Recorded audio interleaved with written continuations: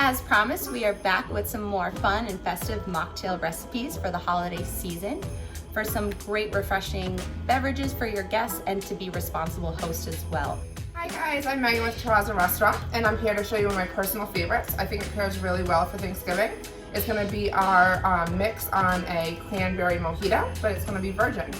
So first, you're going to take some mint leaves. I prefer around 10. And you're going to add to a shaker empty 1 piece of lime wedge and about a ½ ounce of simple syrup. You are going to take a muddler and lightly muddle. You're going to add a little bit of sour mix, about a ½ ounce,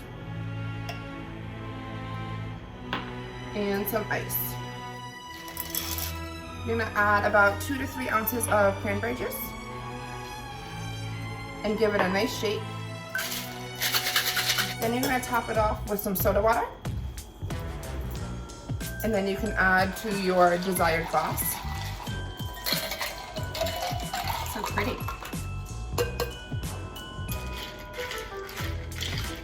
Mix it around a little and garnish with some mint.